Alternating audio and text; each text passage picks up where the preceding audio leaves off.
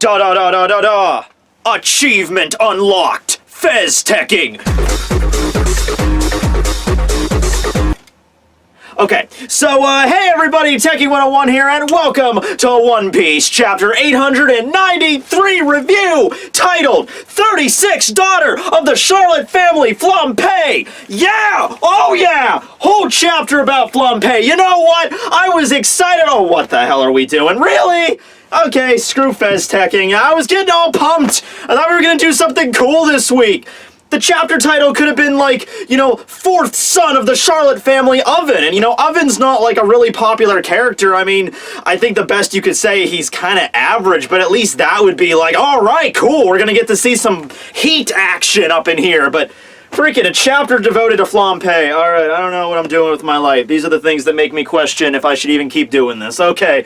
Cover page. Yeah, okay, cover page, with, Leo's Grand Fleet's little cover story. You know, I think this is the last chapter of it. It seems to be that way. Last chapter, they, displayed the new ship for the Tontadas at Dressrosa. They all have the sparkly eye thing where they're like, oh, it's so cool.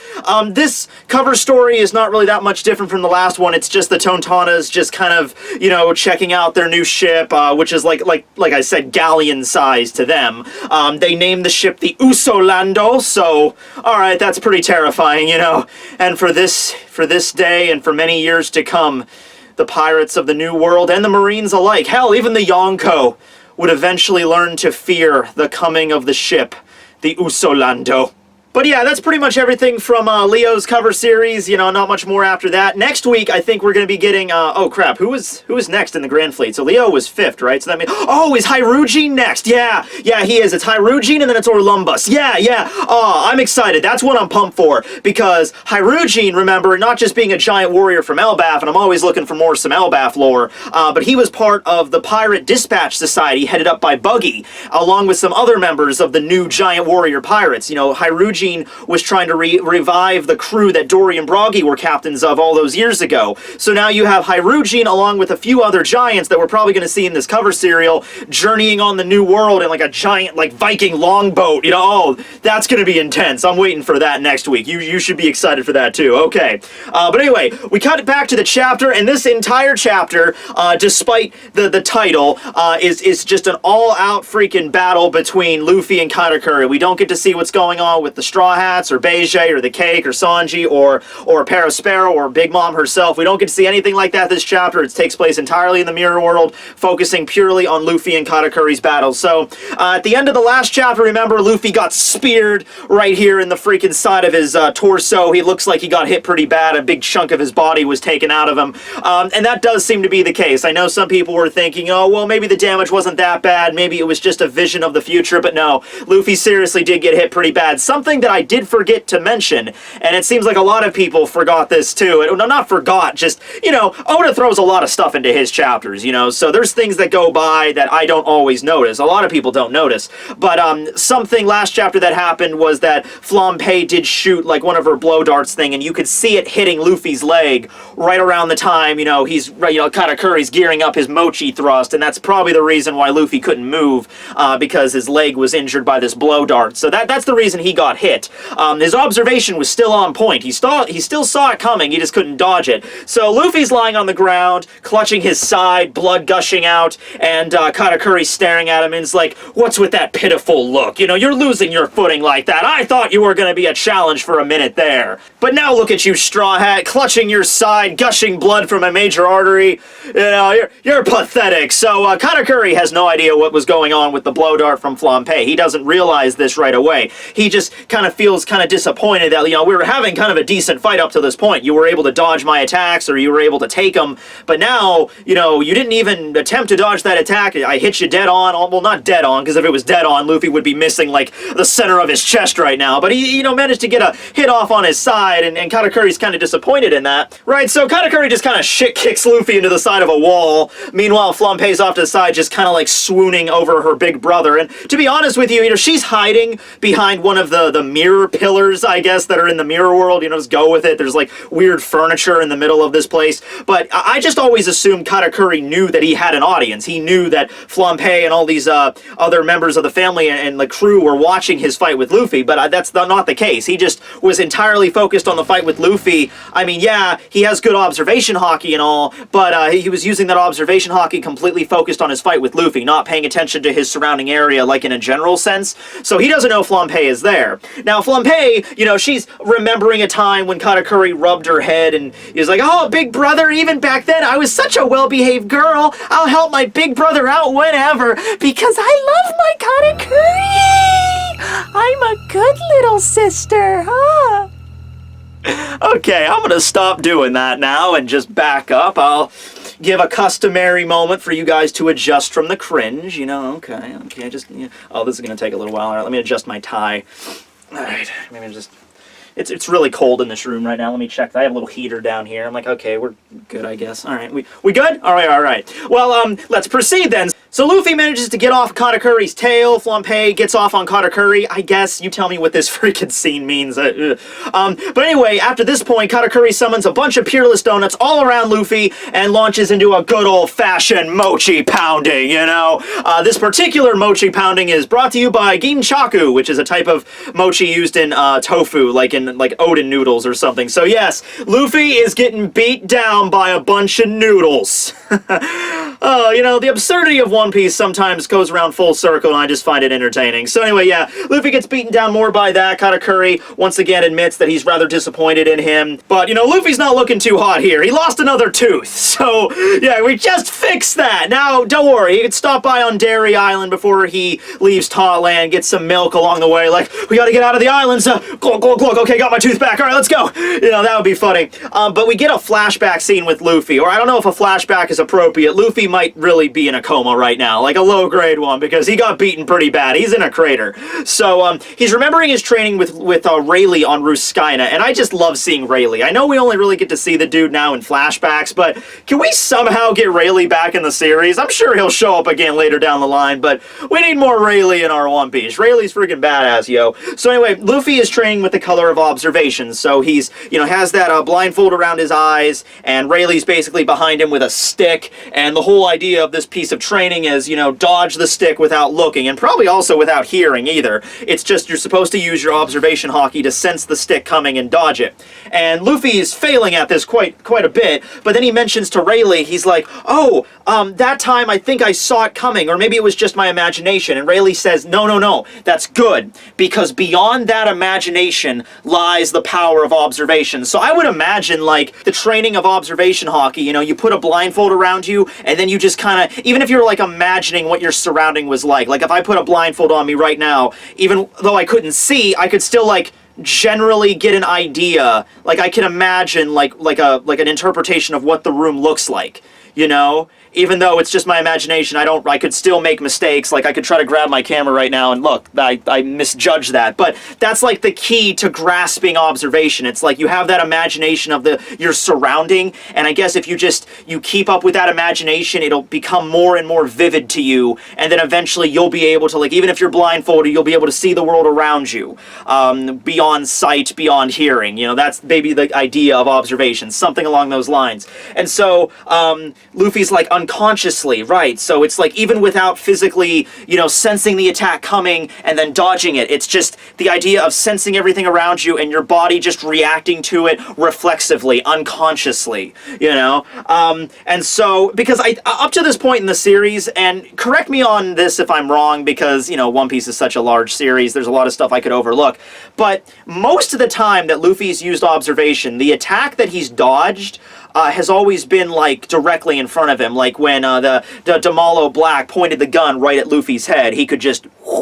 Or the time that he was dodging all of those water bullets. You know, like, he saw it coming. Now, there have been other times in the series, like when they were in Neptune's palace, when Luffy could use observation to sense Karibo's presence, even though he didn't actually see Karibo. He's like, yeah, there's some monster running around here. So, but maybe he had to actively use observation to use that. In this case, it's like unconscious. It's like he doesn't even know where the attack's coming from, if there's an attack. His body's just moving on its own, something along those lines. So with that being said, Flampe, she rides in. I guess she can use her ability, I don't know if it's a devil fruit power or just her outfit or whatever. She inflates that giant balloon dress she's wearing, and then she flies over and then shoots a blow dart which deflates the air. So she's like using all the air in her balloon and then presses it into that blowgun dart, so it's like it moves like super fast, you know, like a freaking bullet firing out of this thing. And it goes, and it's called Sweetbread Needle, and Luffy doesn't even really see it coming. Like, he was in the crater kind of semi-conscious, and he gets back up and he's like, ugh, ugh. Oh, and then right there, that's when the dart, like, flies right by him, right as he's losing conscious and begins to pass out.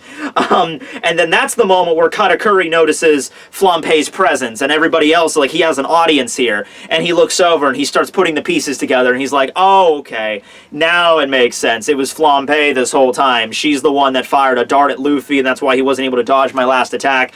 I see what's going on. So Flampe seems to be like, everyone's like, oh, Mistress Flampe, Katakuri knows we're here, and Flampe's just like, oh, yeah, I know, it's so great, big brother! So they all start laughing and cheering, like, Katakuri won the fight, Luffy's out, he's unconscious, we managed to succeed, and I helped him. I'm Katakuri's little sister, and I managed to help him win. I'm gonna go in for a hug. So they all are just cheering and smiling, and they head over to Katakuri, and Katakuri just basically looks at her and just like, you know, what's so funny, you lot?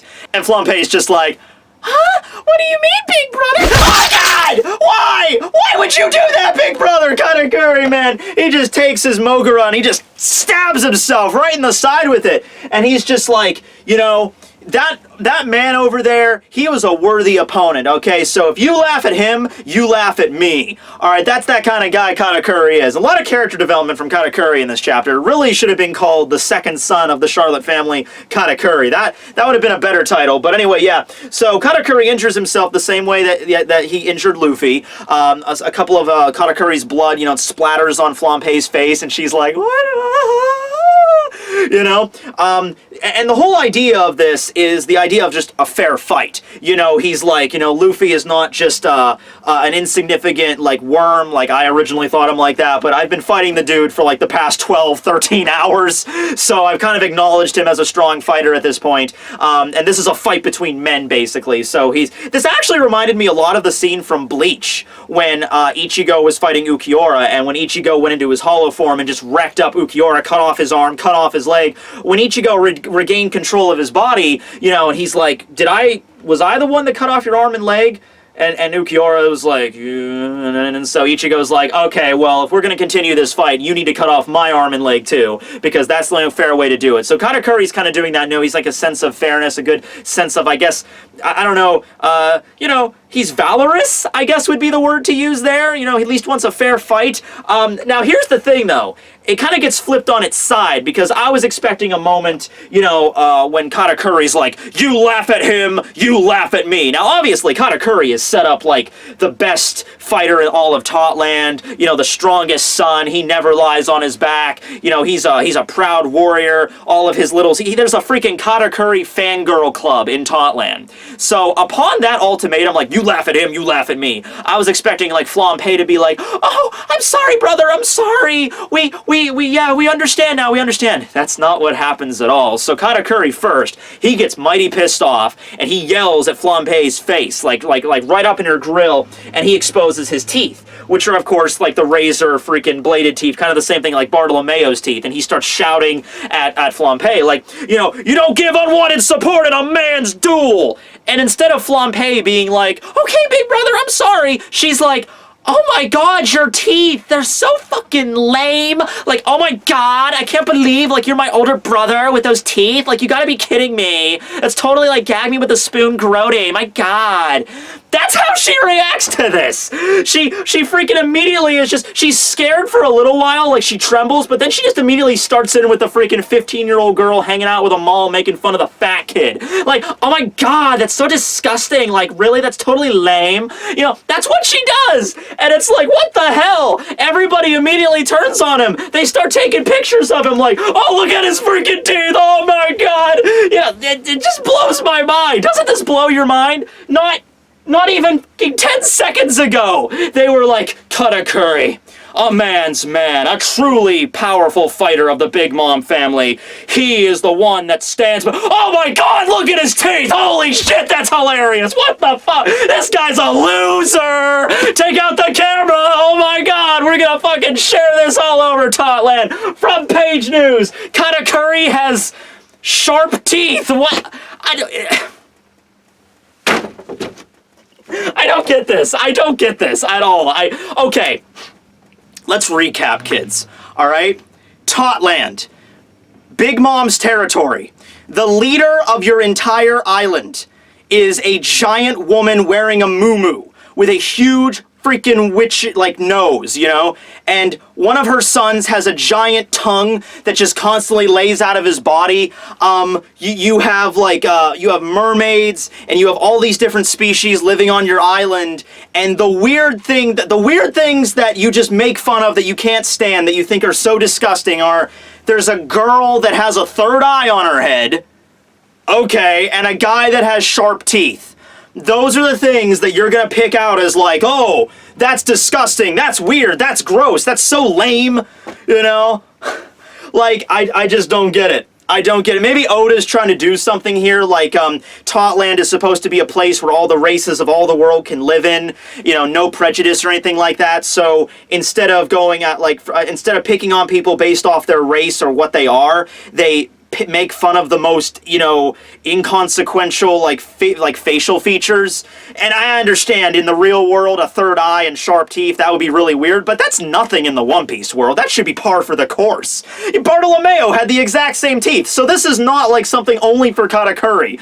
Yeah, okay, Pudding has a third eye. Like, who gives it? Really? That's the thing you're gonna point out, is like, oh, even Big Mom's like, that's so weird. You have a third eye. That's weird. That's gross, girl. Like, really? That's what you're going after. That's the thing you're gonna pick on out of all of the... I mean, I don't get it, man. I don't get it. All right, so anyway, yeah, they refer to him as a pelican eel, which is, you see this image of an eel with the sharp teeth, so they call him that, and Flampe immediately just denounces Katakuri as her older brother, and is like, I can't believe you're not my older brother, I can't believe I loved you, I can't believe I started the fan club, I don't want to be your little sister, and she just spits the glob of gum she was chewing right in freaking Katakuri's face. Katakuri flashes back to when he was a little kid, and people made fun of him for calling him a pelican eel, and he just kind of sighs, and he just kind of walks away. And Flampe's just like, hey, where are you going, loser? Everybody get those pictures. We're gonna freaking send them. I'm like, okay. Okay. Is it time? All right, cool. My producer has been waving me over. It's now time to reveal the envelope. The award for the new biggest bunt in all of Totland, remember the previous winner was Pudding, is, oh, look at that. Look at that. Big shocker. It's freaking Flampe. Okay. Holy crap. All right, so, yeah. Katakuri just walks away. He has a moment. He stares down with Luffy, and you could tell, because Luffy's like semi-conscious, but he probably heard everything that went down too. So Luffy and Katakuri kind of like mutual at the same time. Like, they're still gonna fight, but they kind of felt like, the freaking peanut gallery over there is way out of line. This is bullshit. And they're just like, we have a rowdy crowd, don't we? And Luffy's just like, yeah, well, in any case, they won't be able to stand after what happens next. He's like, yeah, this is bullcrap. Freaking Conqueror's Hockey! Just boom! And that just knocks out freaking Flampe on her big balloon ass. Everybody else that she's with gets knocked out too. And then Katakuri strikes an epic pose. He breaks out some mochi boxing gloves, I guess. Which is weird though, because this kind of mochi is like translucent when all the other kind of mochis were like solid, that you can actually see through this mochi, so that's kind of interesting. So he charges that up and he's like, I no longer think you're below my level, it's time for a real brawl. And Luffy's just like, I'm glad to hear it, thanks, but I'm gonna win. And so that's where the chapter ends. So you know what? Controversial judgment call. I'm serious about this. Not really, but I'm serious about this. Katakuri, you don't deserve this crap, alright? You're a strong dude. You don't deserve to be part of a family that'll just flip the switch as easily as turning on a freaking light bulb. You know, like, I love you, Katakuri, you're awesome. Oh my god, you're disgusting. You know what? Leave the freaking Big Mom family. Get out of Totland. You join the freaking Straw Hats, Katakuri. I'm not serious, but, I mean, anything's better than this. Start your own pirate crew. The Mochi Pirates. Do something. Because this is not... You're not going to thrive in this environment. You do not... Katakuri is... He's the enemy against the Straw Hats right now. He's the one pounding the main character's face into the freaking wall the past, like, 10 chapters. But he don't deserve this. He deserves the respect he is due. Alright? So, you know what? You know what? I would love this. I would love if, like, Luffy and Katakuri, they proceed to just beat the crap out of each other, then after the fight, they're just like, you know what? I love you, man. I love you too, man. You're awesome. Like, yeah, you're rubbery. I'm like, yeah, you're made of mochi. Yeah, we're like made for each other. And then it's just like best friends forever.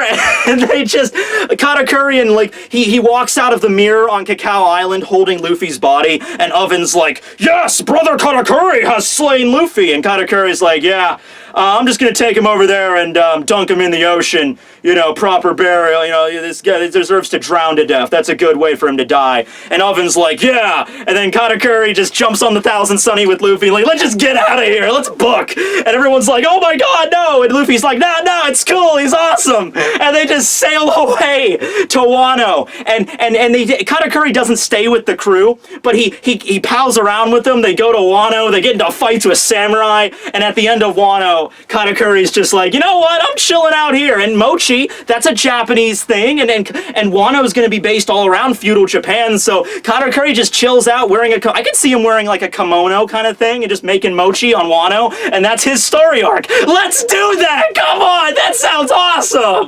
Come on! That's probably not gonna, it's definitely not gonna happen. I don't know why I even said probably going to happen. That's definitely not gonna happen.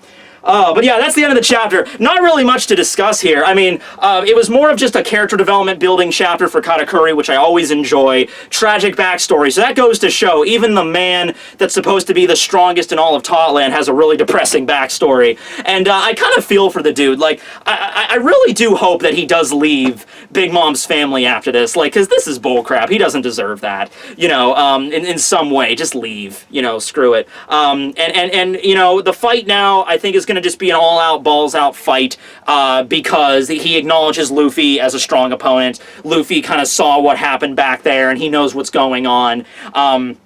So I think the vibe of the fight's going to be a little different from now on, I think.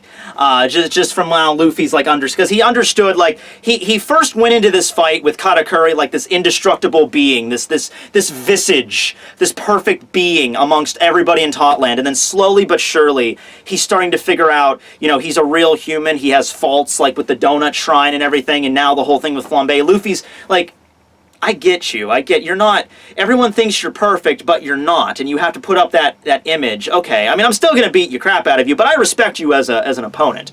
You know, so that's pretty cool. As for Flambe, I don't care. She could stay knocked out for the rest of the series. I don't, as for Flambe, I don't care at all. She could stay knocked out for the rest of the entire story. You know, and, oh, yeah, Conqueror's Hockey knocked her into a coma, and she never woke up again. Oh, big freaking loss that was! But yeah, that's the chapter. Next one, I hope we just get more balls-out fight between Luffy and Katakuri, and just finish out that fight. I'm okay with we even put a pause on the cake issue right now. Let's just finish up the fight with Luffy and Katakuri, see where that's gonna go, and then the fight could end however it's going to end, and then we could cut back to the cake, and then that can kind of solve the conundrum of how Luffy's going to meet back up with the Straw Hats. But let's just get this fight done. The momentum has been building. I think this is a perfect time to get 1 or 2 extra chapters next week and the week after that just focused on the fight. I think we could finish this up and everything will be happy. And the fans will be content with that, okay? But anyway, thanks for watching, everybody. This has been Tekking101, signing out, ladies and gents.